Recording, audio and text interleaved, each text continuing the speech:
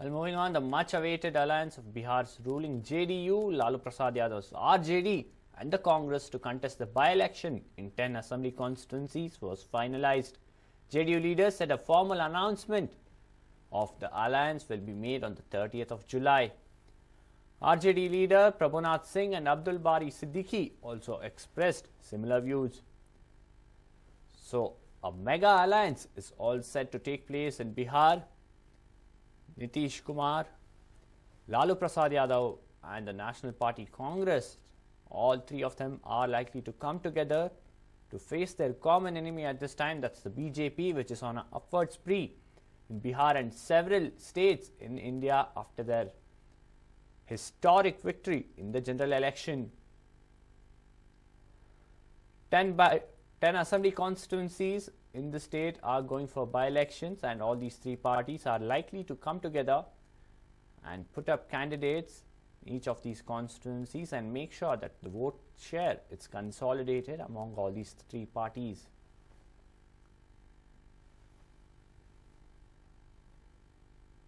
The Aam Aadmi Party is preparing to make a comeback in Delhi and are treating the assembly elections like a war. Will the efforts bear fruit this time round? Take a look at this report. After a dreadful defeat in the Lok Sabha elections, the Aam Aadmi Party is planning to make a comeback in the upcoming Delhi Assembly elections. In order to get back into the spotlight, the party will conduct massive rallies across the capital. APP will hold a rally on 31st July at the Ram Leela ground to address the issue of auto drivers. Auto drivers have always been the strength of AAP. Autos were one of AAP's main advertising mediums for both the Lok Sabha and Delhi Assembly elections. The party is making sure that they get the same support this time too. The party will hold another rally at Jantar Mantar on August 3rd. They will dwell on corruption, power cuts and price rise. The party hopes that the rallies will pressurize the Lieutenant Governor to hold the Assembly election soon. People of Delhi are facing several problems. For example, electricity prices. When we were in government, when there was AAP government in Delhi, within 49 days we have showed how electricity prices can be actually cut down to half and how water can be given for free to the people. And now this government, which is being ruled by BJP, is actually increasing electricity prices. People are suffering with corruption and all kind of problems, and BJP is not even allowing people to have a popularly elected government. The BJP thinks that this time AAP's magic will not work. There was a big glamour with the Kejriwal that time, but he lost his all glamours due to his acts. And I hope that Delhi people, they are knowing well right now to what is reality of the Arvind Kejriwal.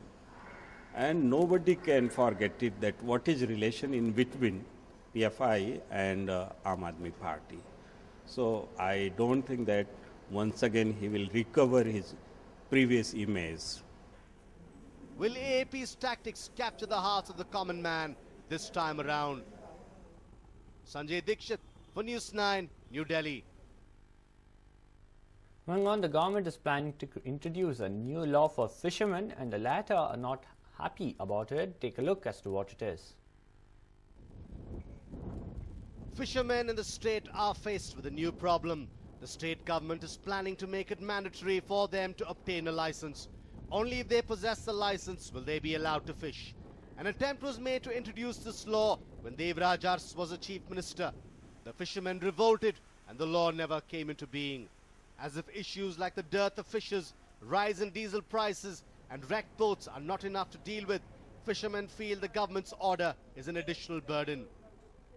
ಈ ಮಹಾಸಾಗರದಲ್ಲಿ ಈ licence ಅಂತ ಒಂದು ತಗೊಂಡ್ರೆ ಯಾರಂತ ತಗೊಳ್ಳೋದು, ಯಾರು ಅಲ್ಲಿ ಯಾವ ಹದ್ದೆ ಯಾವ ಏರಿಯಾ ಫಿಕ್ಸ್ ಉಂಟು, ಯಾವ ಏರಿಯಾದಲ್ಲಿ ಮೀನು ಹಿಡಿದು ನಾವು ಕರ್ನಾಟಕದಲ್ಲಿ ಅಷ್ಟೇ ಲೈಸೆನ್ಸ್ ಮಾಡೋದಾ?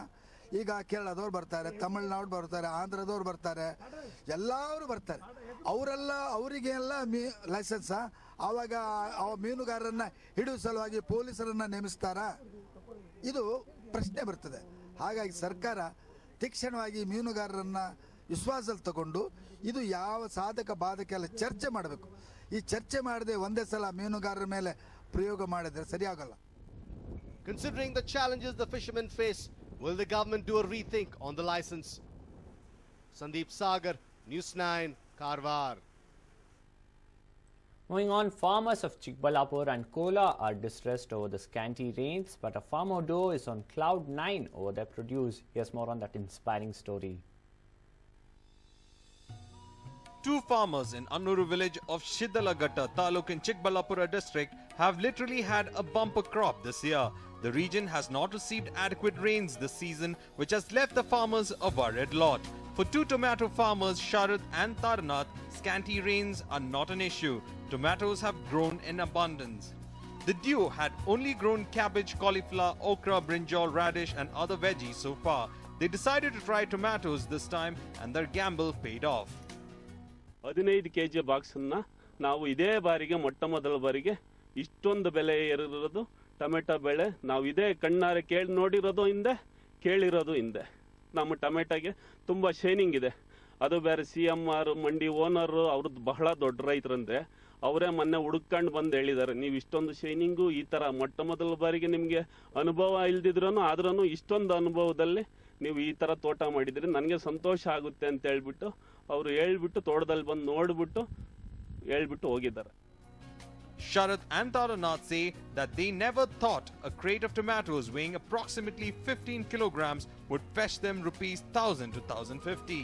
Other tomato growers are in awe of their produce. ಎಕರೆಗೆ ಟೊಮೆಟೊ ಹಾಕಿದ್ದೀವಿ ನಾವು 8000 ನಾರು ನೆಟ್ಟಿದ್ದೀವಿ. ನಮ್ಮ ಲೈಫಲ್ಲೇ ಹೆಚ್ಚು ಕಮ್ಮಿ ಒಂದು ಕೋಸು ಹಾಕಿದ್ವಿ ತುಂಬ ಬೆಳೆಗಳನ್ನ ಹಾಕಿನೂ ಯಾವುದರಲ್ಲೂ ನಮ್ಗೆ ಈ ರೇಟ್ ಸಿಕ್ಕಿಲ್ಲ. ಟೊಮೆಟೊದಲ್ಲಿ ತುಂಬ ಬೆಲೆ ಸಿಕ್ಕಿದೆ.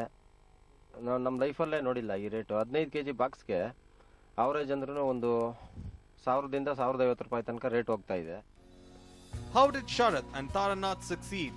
They met agriculture experts and sought their advice. They just followed their guidelines and the result was there for them to see. Bhimappa Patil, News 9, Kolar. Moving on to some international news now. A shaky 12-hour truce is being held by Israelis and Hamas militants. Civilians are searching through the rubble to get their bodies of their loved ones. In the meanwhile, a baby was delivered from its dead mother in Gaza. Here's a report. A brief 12-hour truce between Israel and Palestine unraveled the horror of Israeli strikes on Gaza. Palestinians poured onto the streets to retrieve what is left of their belongings and the bodies of their loved ones. The truce comes on the 19th day of their conflict after Israel launched a massive counterattack over the murder of 3 Israeli teens. Medics pulled out at least 85 bodies from the northern town of Beth Hanan. Just before the truce started, around 18 members of a single family, which includes 5 children, died in a strike near the southern town of Khan Yunis. Israel's military pledged to hold fire for 12 hours but said it would carry on searching for tunnels used by militants. US Secretary of State John Kerry has been spearheading international efforts to end the fighting in which 985 Palestinians have been killed so far.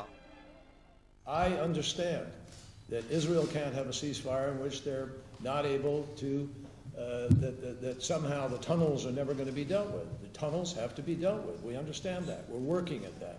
By the same token, the Palestinians can't have a ceasefire in which they think the status quo is going to stay and they're not going to have the ability to be able to begin to live and breathe more freely and move within the crossings and begin to have goods and services that come in from outside.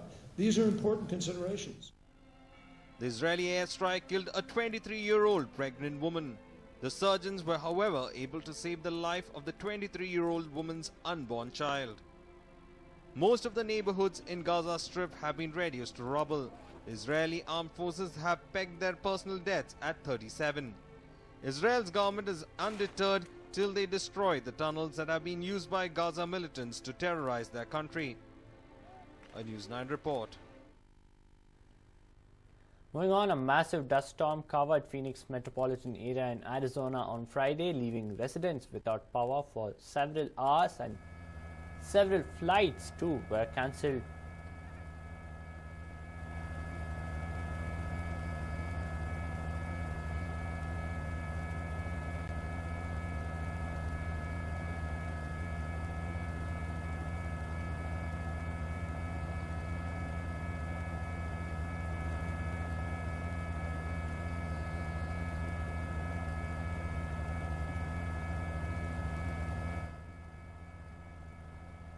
The storm was estimated to stretch for 50 miles across and reach 3,000 feet in air. The dust storm known as Haboobs have occurred during Arizona's monsoon season.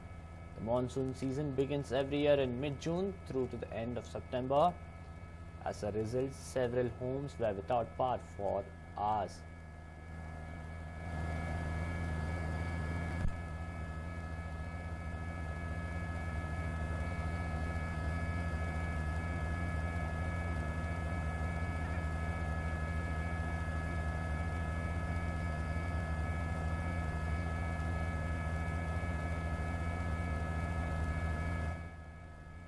Several flights too were cancelled and hundreds of homes were without power for hours together.